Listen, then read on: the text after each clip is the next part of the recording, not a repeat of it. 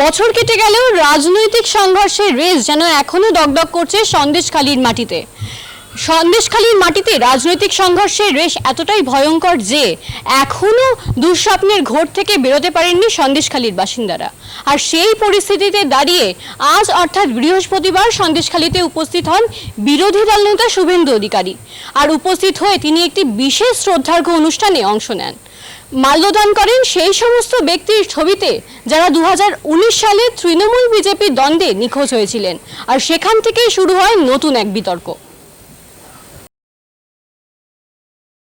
প্রসঙ্গত 2019 সালের 8ই June BJP Trinamool সংঘর্ষে প্রদীপ মণ্ডল এবং সুকান্ত মণ্ডল নিহত হন আর নিখোঁজ হন দেবদাস মণ্ডল।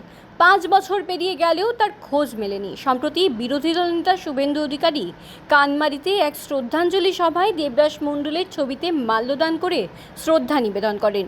এই শ্রদ্ধা জ্ঞাপনকে ঘিরে তুমুল বিতর্কের সৃষ্টি হয়েছে, কারণ দেবদাস মণ্ডলের স্ত্রী সুপ্রিয়া মণ্ডল এখনও বিশ্বাস করেন তার স্বামী জীবিত।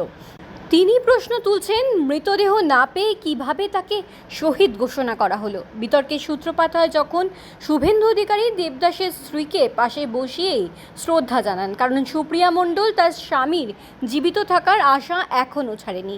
এই মন্তব্যে বিজেপির অন্দরে বিতর্ক দেখা দিয়েছে।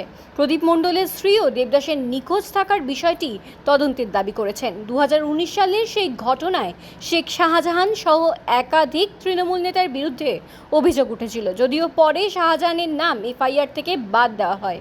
আদালতের হস্তক্ষেপে নাম পুনরায় বহাল হলেও দেবদাসের পরিবার এখনও তার খোঁজ পায়নি। বর্তমানে শাহজাহান ইডির হেফাজতে থাকায় দেবদাসের পরিবার সিবিআই তদন্তের দাবি জানাচ্ছেন।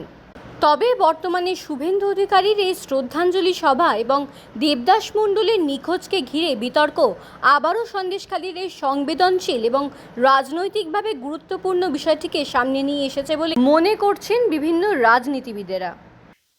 দাবি একটাই যে সিবিআই তদন্ত চেয়ে আমি দ্বিতীয়বার যখন হাইকোর্টের দ্বারস্থ হই তখন আমাদের রাজ্যের মাননীয় বিরোধী দলনেতা শুভেন্দু অধিকারী আমাকে সহায়তা করেছিল এবং আমি চাই সিবিআই তদন্ত যেন হয়, তার জন্য দাবি রাখব। হ্যাঁ, এই ঘটনা যেন পূর্ণাঙ্গ তদন্ত হয় এবং প্রকৃত দোষীরা যেন সাজা পায়, যারা আজও সেই জেহাদিরা, সেই খুনিরা প্রকাশ্য দিবালোকে ঘুরে বেড়াচ্ছে। হ্যাঁ, দেবদাস মণ্ডল আজও পর্যন্ত আজকের 6 বছর ধরে নিখোঁজ। তার যেন সে মৃত না জীবিত এই সঠিক তথ্যটা যেন আমরা জানতে পারি, তার জন্য আমি আবেদন রাখব দাদার কাছে। না, ফিরবে না, না আমি আশা করছি না। আমি তো সে চলে গেছে, আমি কীভাবে আশা করি? 8 বছর হয়ে গিয়েছে, এখনো তো আমার স্বামী ফিরল না। আমি শাহজাহান শেখের কাদের মোল্লার শাস্তি চাই। আমি সেটা না খুঁজে পাইনি, আমি কীভাবে বলবো সে মৃত কি জানতো? না পেলে আমি তাকে তো জন্য আমার স্বামী খোঁজ যতদিন না পাচ্ছে আমি মৃত বলে ঘোষণা করছি না। চলে যাচ্ছে না, আমার স্বামীর বডিটা এখনো পাইনি আমি, তাহলে মৃত বলে আমি কীভাবে ঘোষণা করবো?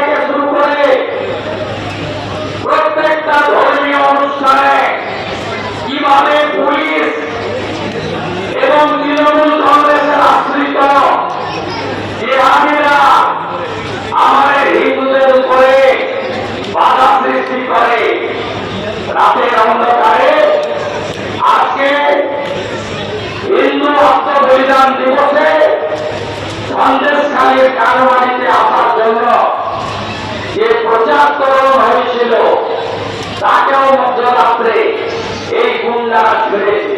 19 সালে 8ই জুন জামাই ষষ্ঠীর দিন ছিল, প্রায় পুরুষ শূন্য ছিল এলাকা।